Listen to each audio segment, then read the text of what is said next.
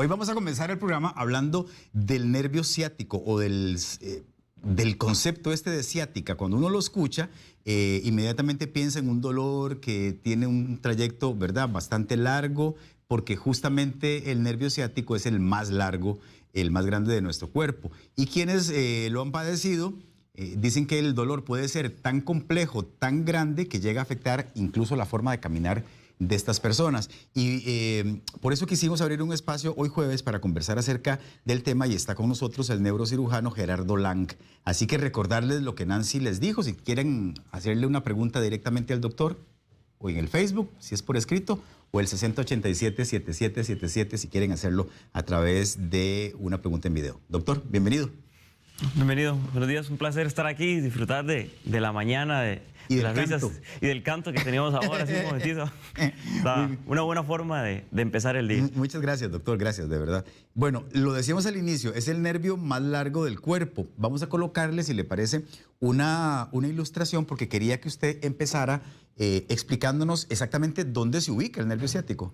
Entonces, efectivamente, el nervio ciático, de hecho, es de los más largos y el más grande que tenemos. Esto viene porque es el nervio que se encarga del movimiento de todo lo que es de la parte lumbar baja y las piernas. Cuando uno revisa la parte de los nervios, ellos tienen, así como, digamos, un gran árbol, tienen un montón de raíces. Los nervios periféricos tienen muchas raíces nerviosas, que es lo que llamamos, que eso es la parte que estamos viendo ahorita en la ilustración, que viene entre cada espacio vertebral. Entonces, el nervio ciático es el que tiene más cantidad de raíces nerviosas para poder manejar todos los músculos y todas las sensaciones que vienen de la parte lumbar baja, abdomen bajo y los miembros inferiores. Ahora, doctor, el hecho de que sea tan grande o de que sea el nervio más grande del cuerpo, ¿aumenta las probabilidades de que se afecte fácilmente? Claro, más bien al tener tanto recorrido y tantos componentes que lo forman, en todo ese trayecto puede verse afectado. Podemos afectarlo desde la parte de la espalda, las vértebras, las famosas hernias de disco. También lo podemos ver afectado a nivel de la cadera, los músculos de los glúteos, el músculo piriforme también lo afecta de manera importante porque pasa por él, y después cualquier afectación que me ocurra a nivel del muslo también va a repercutir y nos va a dar una sintomatología importante. ¿Cuáles diría usted son las causas más comunes por las que se produce dolor en el nervio ciático? La causa más frecuente del famoso dolor ciático, eso es problemas de osteomusculares, más bien, y la inestabilidad que producen las articulaciones por una debilidad en los músculos, o digamos como un desbalance entre la fuerza que tiene el músculo y la carga mecánica que yo le pongo, hace que haya una contractura muscular importante, hace que las vértebras se dé más carga y eso comprime el nervio. Entonces, la debilidad, sobrepeso es importante. Estas cosas que han demostrado mucho es que hay un componente genético importante. Digamos, si toda mi familia ha padecido de nervio ciático, es muy probable que yo lo padezca. Y aunque no es muy conocido, el fumado. Viera que el fumado es de las cosas... ¿En serio? Es de las cosas que más daña la columna, las articulaciones y los nervios periféricos. Entonces sí sabemos que pacientes fumadores de muy larga data tienen problemas mucho más severos que los que nunca han fumado. Qué curioso, ¿verdad? Porque uno jamás pensaría que el fumado vaya a afectar el nervio. ¿Y se ha investigado cuál es la relación que existe entre una cosa y la otra? De hecho sí, por lo que dice, el problema del fumado es que es una reacción hace una reacción inflamatoria, y principalmente de las arterias más pequeñas y los nervios. Entonces, si yo tengo un problema ya en las articulaciones de los nervios, el fumado lo va a potenciar muchísimas más veces de lo que si no tuviera. Entonces, inflama, hace fibrosis, se hacen más fácil las hernias de disco, las articulaciones de la columna se dañan más, se vuelven más inestable, y ese movimiento entre vértebras lesiona todas las raíces que forman el nervio ciático. Doctor, ahora que usted mencionaba que hay un componente genético importante, yo me imagino que entonces es común que ustedes en la consulta atiendan a grupos familiares. Ah, sí. Que vienen por la misma causa. Sí, ya uno tiene, digamos, ya se vuelve como el médico de varias familias, porque entonces el abuelo, después viene el papá, el hijo, y uno ya más o menos los escucha, o inclusive cuando uno está empezando la historia clínica, que es de lo más importante para poder hacer el diagnóstico, ya uno de los primeros que les pregunta es, ¿en su familia alguien ha padecido de la espalda? Y empiezan con toda la lista a contarle uno, entonces uno ya sabe que probablemente el paciente viene por lo mismo. ¿Y a qué edad es más común que comience la persona ya a referir los síntomas del dolor? Normalmente lo empezamos a ver ya cuando empezamos a tener ese pico donde nuestra fuerza muscular no la mantenemos tan fácilmente. Ya después de los 40 años ya empezamos a ver como ya los músculos no los podemos hacer crecer tan fácilmente o ya empiezan a necesitar más entrenamiento, más ejercicio para hacer las actividades de la vida diaria, es donde empezamos ya a ver los síntomas. Y ya la mayor incidencia ya es después de los 60 años. Ahora, no es común entonces en personas muy jóvenes.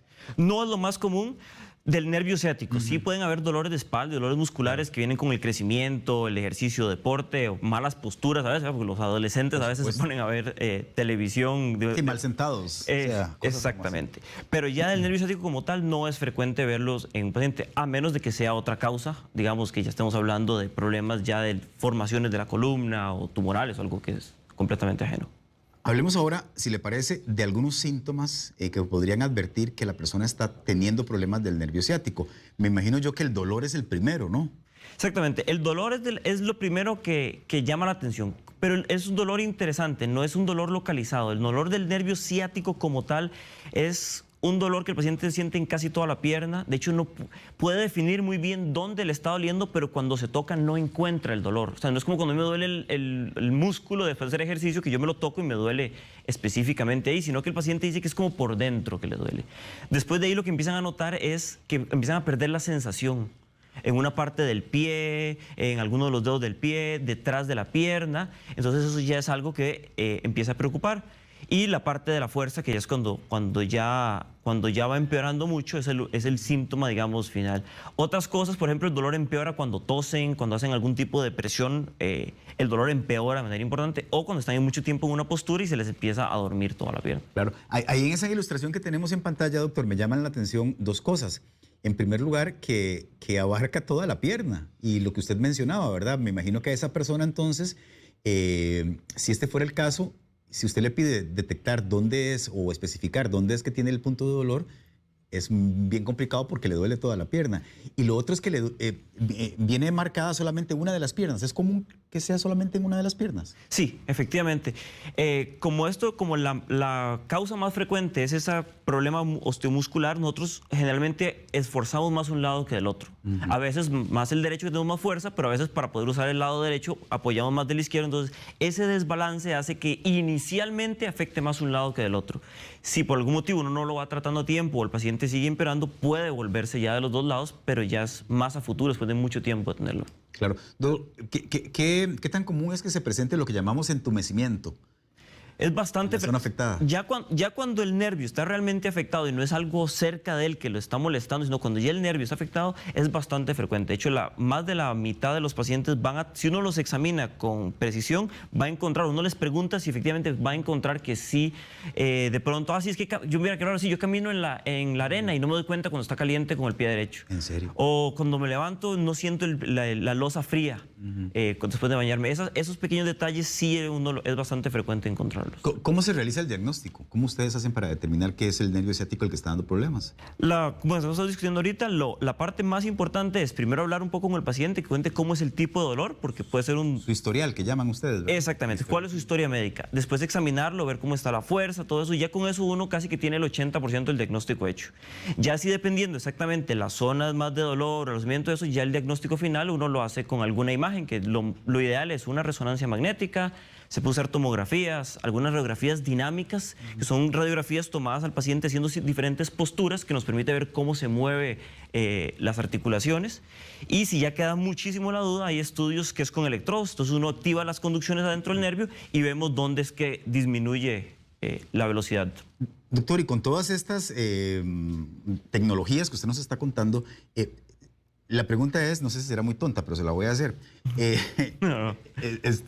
¿Se nota algo en el nervio? Es decir, ¿el nervio más inflamado o alguna característica que ustedes los haga sospechar? Sí, de hecho, dependiendo de donde uno esté revisando, uno ve los diferentes cambios. Por ejemplo, en esto, la velocidad de conducción nerviosa, que ayuda bastante, uno ve como cuando uno le están revisando los tomas, digamos, de la cocina o algo así, uno ve el cambio de impedancia o el voltaje, por así decirlo, sí. Se ve dónde cambia.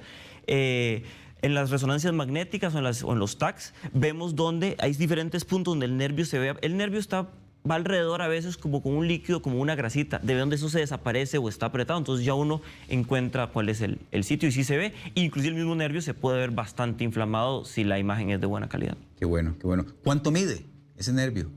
Depende del tamaño de la persona. Ok. Más o menos un poquito menos de la mitad de la persona, porque como va todo esto, tenemos alguien de fácil de 1,70 m, puede medir un poquito menos de 1 metro fácilmente. Ok. Doctor, cuando ya se presentan problemas, yo me imagino que como en muchas otras cosas de la medicina, cuanto más temprano se detecta el problema, ese ataque, es mucho mejor para el paciente, a nivel de la recuperación, por ejemplo. Ah, no, sí, eso es de las cosas más importantes. El diagnóstico oportuno de esto permite hacer todas las medidas correctivas para evitar no solo que empeore, sino que recupere y probablemente en poco tiempo el paciente, digamos, si no está muy avanzada la enfermedad, puede hasta que simplemente sea un mal recuerdo en un punto de su vida. Claro. Quería que conversáramos un poquito, si le parece, acerca de esta incapacidad para caminar que mucha gente refiere, porque lo decíamos al inicio de la entrevista, en muchos casos el dolor es tan incapacitante que la persona hasta camina mal. Sí. De hecho, ya cuando, digamos, el problema es que inicialmente es un dolor que la gente se lo aguanta. O sea, entonces yo me lo empiezo a aguantar, tengo mi vida. Lo que pasa es que eso va empeorando y el nervio se va dañando. Eso hace que después ya no solo siento dolor cuando él tiene dolor, sino que empieza a cambiar cualquier sensación por dolor. Ajá. Recordemos que el dolor es la alarma que el cuerpo que nos dice que algo está mal. O sea, el dolor es lo que nos avisa que si el disco de la cocina está caliente y yo lo toco, quite la mano. Entonces el dolor es una alarma para que corrijamos lo que está pasando. Si esto no se lleva, el dolor empeora hasta el punto en que no nos va a dejar mover la pierna. Puede que la pierna todavía tenga fuerza, pero es tanto el dolor que no la muevo. Y si aún así no se trata, sí la parte motora del nervio se puede afectar tanto que ya sí hay una pérdida de la fuerza muscular como tal. Y eso sí es bastante peligroso porque ya el paciente no puede deambular, no puede caminar. No puede caminar. Aparte de esto, ¿qué otras complicaciones podría traer? De ahí ya todos los órganos, porque estamos hablando principalmente del músculo, que es lo principalmente vemos, pero ya cualquier órgano que esté viéndose inervado, o sea, que el nervio le lleve información, lo vamos a ver afectado. Entonces, podemos tener problemas de la vejiga. Hay pacientes que tienen problemas para ir al baño, para orinar, o se orinan antes de llegar, les cuesta orinar. Para defecar también tienen problemas, se vuelven más estreñidos de lo normal, se vuelven muy constipados. Después, la misma parte de la sensación, se pueden empezar a hacer lesiones en los pies porque no me doy cuenta, el zapato tenía una tachuela o tenía algo ahí, no me di cuenta, y entonces empieza a lastimar y eso puede ser bastante peligroso. Y las articulaciones, al no tener los músculos fuertes que las estabilicen, podemos empezar a ver también hasta lesiones en el tobillo o en la rodilla. Doctor, y esto ocurre porque el nervio pasa por todos esos órganos importantes que usted, como la vejiga que acaba de mencionar. Exactamente. Digamos, el nervio como tal no, pero imaginemos el nervio como si fuera un río que tiene varios afluentes, entonces va sacando pequeños nervios hacia todo eso y todos esos órganos se pueden ver afectados. Muy bien. Tratamiento. ¿Qué tratamientos existen? Entonces, digamos, ya cuando uno hace el diagnóstico y la causa más, yéndose a la causa más frecuente, digamos, el tratamiento, la piedra angular de este tratamiento, ya cuando uno lo logra diagnosticar, es empezar es revertir lo que está pasando. Entonces, desinflamar el nervio, donde ahí los medicamentos nos compran bastante tiempo.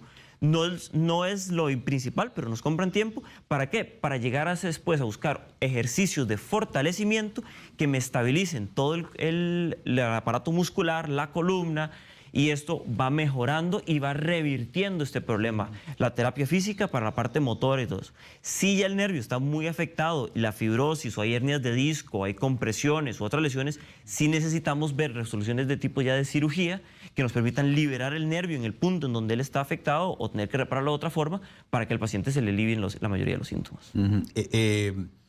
¿Con qué tipo de medicamentos se trabaja, por ejemplo, en esta parte? Entonces, cuando el dolor de los nervios se manejan, digamos, hay dos tipos de tratamiento que uno les deja. Uno es preventivo, que es prevenir que al paciente le dé dolor. Es un medicamento que yo me voy a tomar todos los días. No es que yo me lo tome y me quite el dolor, sino que va a evitar que la cantidad de veces que tenga dolor sea mucho menor o el dolor sea más aceptado, que son los famosos neuromoduladores.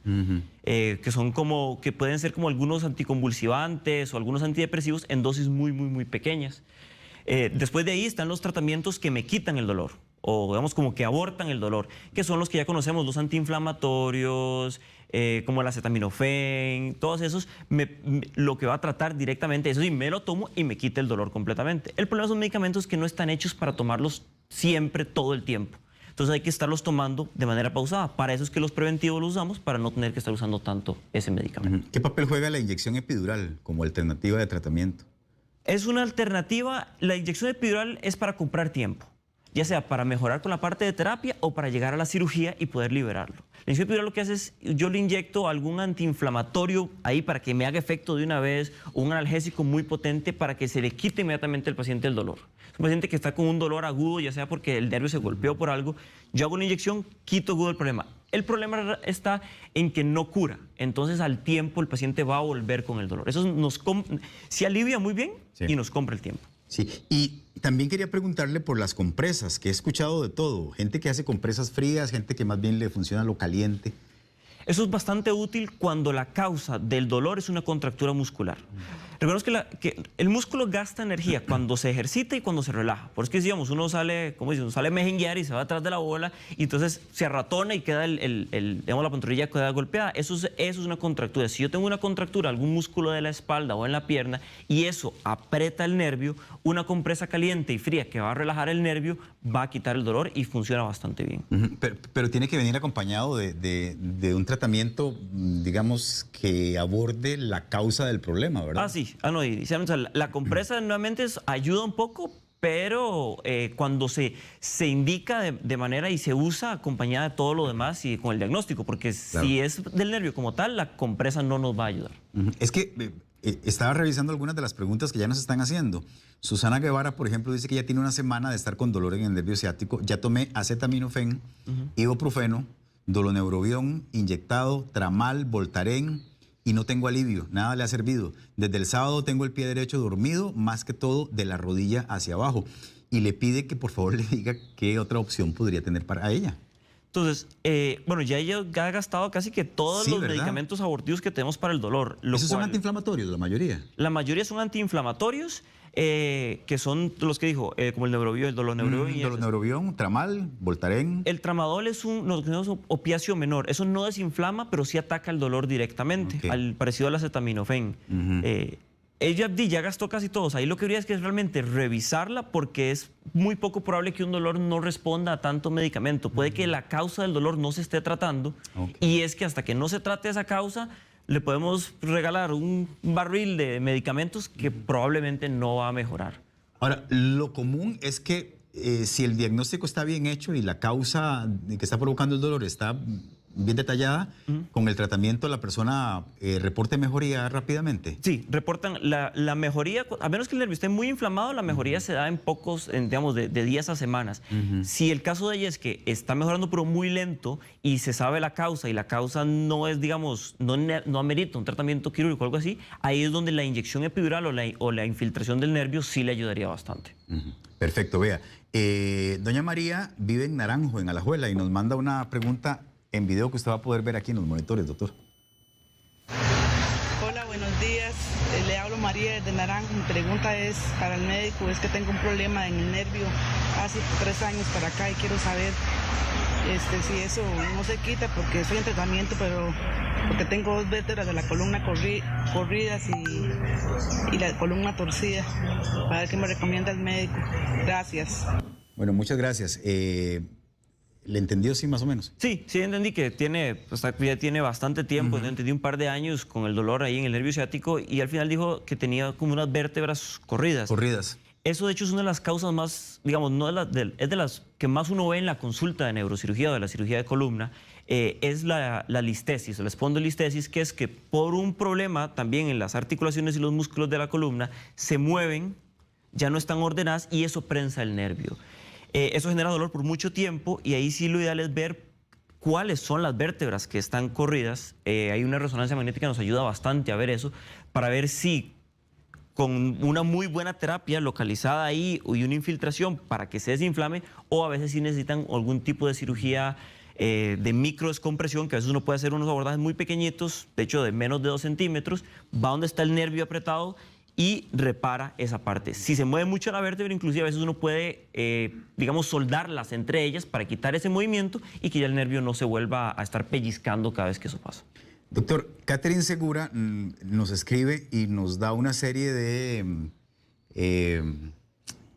una descripción, digamos, de lo que le está pasando y quiere saber si usted le puede decir si será el nervio ciático lo que tiene afectado. Dice, yo vengo desde hace un mes con dolor en la cadera, me cuesta levantarme, si me tocan no tengo sensibilidad en la pierna, si me inyectan se me alivia un poquito, pero al ratito el dolor vuelve.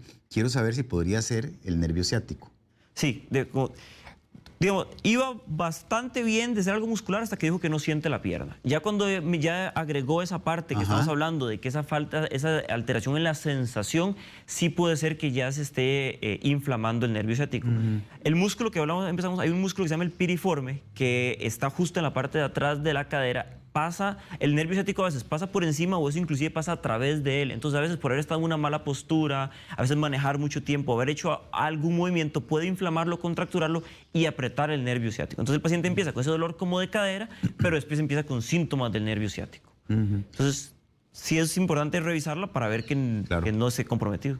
Doctor, ahora que usted menciona que muchas de estas personas pierden sensibilidad y que entonces, ¿verdad?, van a la playa y la arena está calientísima y ellos no la sienten. ¿Eso es algo similar a lo que le pasa con a los diabéticos con su pie, digamos? Sí, es algo muy parecido. La diferencia que ya lo nota uno es el patrón de adormecimiento. Ok. ¿Qué significa eso? La manera en que se presenta, o sea, cómo lo vamos a ver. Digamos, si uno le pide al paciente que en un diagrama de una pierna que pinte dónde siente dormido, va a ser un poco diferente. El diabético generalmente lo asocian como si estuviera un calcetín puesto. Esa es la parte dormida. El paciente con el nervio ciático siente más bien que viene bajando desde arriba la pierna y es una parte específica del pie el que tiene dormido. Entonces esa es la pequeña diferencia, pero al final el resultado es muy similar. Alan Canales dice, me llama la atención ahora que el doctor dijo que es más probable que el dolor se presente o que las crisis se presenten después de los 40 años. Dice, porque yo tengo este tipo de dolor desde los 25. Hoy tengo 31 y me afecta justamente la pierna derecha. Yo me imagino que aunque usted dijo que la mayoría de los casos son después de los 40, hay gente mucho más joven que también presenta complicaciones. No, exactamente. Todos los seres humanos, aunque tenemos el mismo código genético, somos diferentes. Algunos envejecemos algunos tejidos más rápido que otros y algunas familias, como hablábamos, genéticamente tienen predisposiciones. Por eso, algunos a más corta edad no tenemos absolutamente ya casi nada de cabello y otros a los 90 tienen una cabellera envidiable, ¿verdad? Entonces, a veces empezamos a ver pacientes, que yo he tenido pacientes de 19, 16 años con una hernia de disco y es esperable porque toda la familia ha tenido o algún mal movimiento. Claro. Entonces, aunque es más frecuente, no descarta que un paciente joven no tenga ese problema. Muy bien, ahora que menciona la hernia de disco, hay un televidente que nos pregunta cómo hace el médico para diferenciar un dolor producto del nervio ciático de una hernia de disco. Okay. Eso es como hablamos, el nervio ciático es el que tiene mayor cantidad de raíces nerviosas. La diferencia cuando afecto al nervio ciático en su totalidad o una de las raíces nerviosas que forma el nervio ciático, que sería la hernia de disco, es la parte que está con debilidad. Por ejemplo, si hay reflejos, cuando uno le tocan la rodilla o el tobillo, uno saca reflejos, uno ve dónde están los reflejos, ve cómo está la fuerza, si puedo estirar la rodilla, pero no puedo pararme de puntillas, por ejemplo, o si el adormecimiento es solo en el dedo gordo o en el movimiento. Uno empieza a buscar esas diferencias y se da cuenta si es o la hernia de disco por una raíz o es todo el nervio ciático el que está comprometido. Muy bien. Doctor, mucha gente recurre a medicina alternativa, digamos acupuntura, por ejemplo, mesoterapia, creo que se llama, masoterapia, como parte del tratamiento. ¿Esas técnicas son útiles? Sí, la verdad es que sí funcionan después de haber hecho el diagnóstico correcto, porque nuevamente, como la mayoría de las causas de dolor es un problema, y sigo diciendo lo mismo, es osteomuscular, claro. Todo esto ayuda muchísimo a todo ese tipo de patologías y enfermedades. Entonces, libera muy bien los músculos, libera muy bien el nervio, quita tensión, entonces a la mayoría de los pacientes les va a hacer efecto. ¿A cuáles no les hace efecto? A los que la causa del dolor no sea específicamente una carga mecánica. Digamos, una hernia de disco muy grande o una vértebra muy desplazada no le va a aliviar tanto como algún otro tratamiento. Pero al básico de personas o al grueso de la población que tiene este problema, si se logra diagnosticar bien, les ayuda bastante. ¿En qué momento una persona con esta complicación es candidata a una cirugía? ¿O quiénes sí y quiénes no? Ok. Digamos, ya se han logrado establecer rubros bastante concretos, específicos de cuándo operar un paciente. ¿Esto por qué? Porque ahora con la tecnología como tenemos ahora existen televisores HD, 4K, vienen los 8K, lo mismo pasado con la resonancia magnética y todo eso. Entonces ahora, antes se operaban todos los pacientes y no todos quedaban, digamos, no todos tenían buenos resultados, porque la indicación quirúrgica es muy precisa. No aunque tenga algo en una imagen, tengo que operarlo. Es un paciente que viene ya con mucho dolor, que no ha respondido al tratamiento médico, que no ha respondido a la terapia física, paciente que ya tiene una debilidad muscular marcada no por dolor, sino por el nervio como tal, que es uno de los diferencia al examinar al paciente. Las vértebras, o sea, ya la imagen que sí esté muy dañada, muy desplazada, o el nervio esté, digamos, ya se esté a punto de cortar, por así decirlo, eso sí es mejor hacer la cirugía. Otros pacientes que tienen ya dolores muy, muy extremos, que a pesar de que llegan a la consulta, uno les hacen infiltración y eso, y el dolor no se quita, y uno tiene una imagen clara de qué es lo que lo comprime, eso es una indicación de cirugía. ¿Qué tan compleja es la cirugía, doctor? Es una cirugía bastante delicada. Es una cirugía que sí amerita mucho cuidado. ¿Por qué? Porque los nervios son muy sensibles. Claro. Y por más que uno lo hace mínimamente invasiva, lo hace con el microscopio, lo hace tratando de tocar lo menos posible, siempre usamos instrumentos que tienen que ser fuertes porque hay que quitar un poco de hueso, hay que quitar un montón de cosas. Entonces, sí es bastante delicada. Pero si se logra escoger bien al paciente, hacer la cirugía bien, con delicadeza, más del 90% salen bien. Es que yo me imagino que tiene que ser además muy minucioso y detallado, porque lo comparo como con el cableado eléctrico de una casa. O sea, digo, hay que estar a veces separando cablecitos, ¿verdad? Unos de ellos muy finitos, que me imagino que es algo parecido a lo que ustedes hacen, ¿no? Sí, exactamente. De hecho, es justamente así, es estar tratando de liberar nervios muy, muy, muy delgados, y a veces hay que asegurarse de que todo quedó bien limpio, claro, porque ya cuando uno acomoda todo y se quita presión, puede que lo más pequeñito pueda volver a hacerle síntomas al paciente.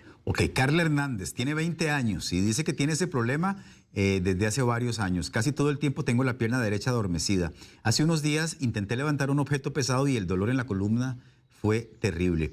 Y pregunta si los masajes podrían ayudar. No hemos hablado de los masajes, pero ¿qué papel juegan? Nuevamente, generalmente con esa edad y esa historia, lo más frecuente es una lumbalgia mecánica, que hizo una contractura, y esa contractura hace que la vértebra se acomode un poquito diferente y se pueda presionar algunas de las raíces nerviosas.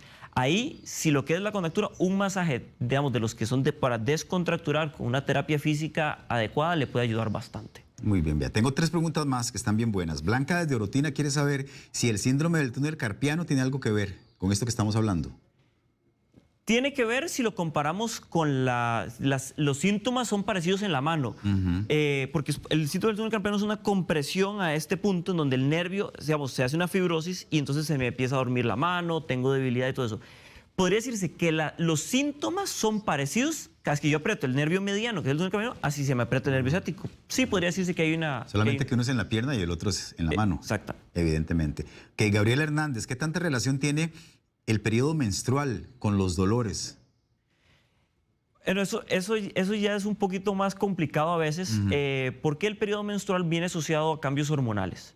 Y siempre los hombres nos vacilan, ¿verdad? Que los hombres aguantamos menos que las mujeres dolor y ellas siempre aguantan más, lo cual es cierto, y gran parte por la parte hormonal a veces, que permite que la mujer se prepare para todo lo que es el embarazo, el labor de parto, entonces aguanta más. Entonces, a veces cuando hay esos cambios hormonales, la mujer puede andar un poco más sensible a esas sensaciones, esas emociones que pueden incrementar. Recordemos que el dolor también juega un papel a veces emocional e importante a nivel del cerebro. Entonces, cambios hormonales podrían hacer que algunas mujeres sientan más el dolor. No es que está peor la enfermedad, no es que el nervio está más apretado, o sea, eso como tal no cambia, pero sí puede sensibilizar un poco más. Es que lo percibe más el dolor, digamos. Exacto, le incomoda más, por así decirlo, le incomoda más. Ok. Roxana Ruiz, 42 años, dice, quiero saber si sentir una especie de hormigueo en la planta del pie acompañado de un dolor en la espalda baja podría ser algún indicador de problemas con el nervio ciático. Sí, claro que sí. De hecho, es casi que lo que hemos... se compara mucho a lo que hemos estado conversando. Sí tiene indicación ese adormecimiento, el dolor, que sí valdría la pena si alguien la pudiera revisar para poder ver que no tenga nada más. Doctor, para ayudarla a ella y a toda la gente que a lo mejor puede estar pasando lo mismo, si yo identifico después de esta entrevista que de verdad podría ser el nervio ciático, ¿qué tipo de profesional es aconsejable que vaya? Lo ideal es cuando vemos así un compromiso nervioso como tal, lo ideal es que lo vea una especialidad que tenga ese entrenamiento, que lo ve principalmente cirugía de columna, que es la neurocirugía. Okay. Algunos ortopedistas también tienen esta especialidad, y hay fisiatras también que tienen muy buen entrenamiento en esta área. Yo creo que es lo primero que hay que consultar para definir que el nervio esté o cuál es la causa, para después ya remitirlo a los otros diferentes digamos, parte del equipo, porque eso se maneja como un equipo interdisciplinario para darle el tratamiento. ¿Qué papel juega el ejercicio, digamos, en el tratamiento de una persona con problemas en el nervio ciático? Es casi que la piedra angular. Sí. Sí, es el ejercicio, por más que haya que operar al paciente, por más que haya que infiltrarlo, por más que haya que hacerle todo, entre mejor estado físico esté el paciente desde el punto de vista osteomuscular, el ejercicio hace que nos inflamemos menos, hace que tengamos mejores tolerancias a todos los otros tratamientos, es mejor. Entonces, el ejercicio juega un papel muy, muy importante y es clave. ¿Y hay algún ejercicio que ustedes recomienden más que otros? No sé, por ejemplo, natación. La natación es muy buena porque no le mete carga, digamos, no se está golpeando, y fortalece muy bien lo que ahora está de moda, que le llaman el core, que es de abdomen, pecho, espalda. La parte del centro, el Exactamente. tronco. Eso es lo que uno recomienda. O sea, hacer ejercicios que fortalezcan principalmente esa parte. Okay. Yo me imagino que si uno está pasadito de peso, acentúa el problema, ¿verdad? Usted lo dijo al principio. Sí, lo que pasa ahí es que es un desbalance entre la carga mecánica y la fuerza que yo tengo. Entonces, si yo estoy un poco pasado de peso y tras de eso no me ejercito, le estoy metiendo mucha carga mecánica y tengo poca fuerza. También una persona muy delgada que no tenga nada de fuerza muscular podría tenerlo. Bueno, qué interesante eso, porque siempre pensamos en el que está pasadito de peso y no en el que está más bien demasiado delgado. Sí, más bien exactamente. ¿Qué pasa en esos casos?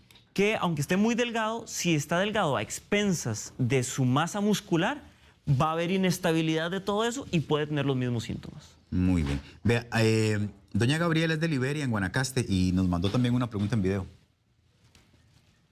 Bueno, vamos a mientras la buscan los compañeros, si no me avisa, Jorge, y le... Ok, Fabiola Castillo, antes de que veamos la pregunta, que ya la van a ubicar. Doctor, quiero que me ayude. Tengo dolor en la pierna derecha. Cuando manejo mucho o uso zapatos de tacón, me duele toda la pierna. La siento dormida, pero solo la parte de atrás y una presión en la rodilla. El agacharme, cuando me agacho, siento la pierna muy presionada. Ahí me llama la atención, por ejemplo, el hecho de que maneja mucho. Yo estoy pensando en toda la gente que tiene trabajos que implican manejar todo el día, ¿verdad? Taxistas, no sé, choferes de bus. Y el uso de tacón, ¿si afecta o no afecta?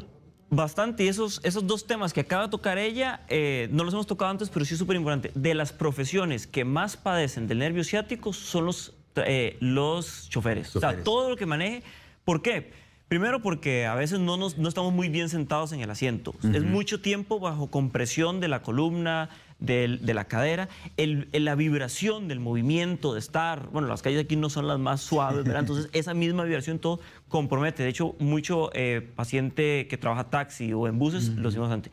Y el problema de los tacones, que es que aunque nosotros estamos hechos para andar con un tacón bajo, ni siquiera el zapato muy plano, sino un tacón de unos 2 centímetros o algo así, el tacón muy alto hace que la curvatura de la parte lumbar y la cadera se aumente.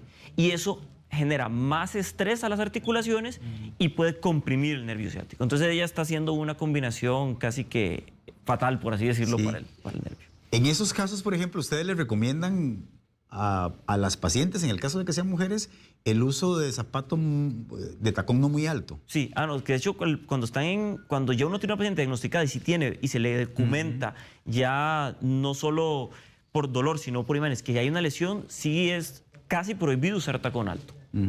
Tienen que usar un tacón bajo, tampoco no usar zapato muy plano. ¿Por qué afecta el zapato plano también?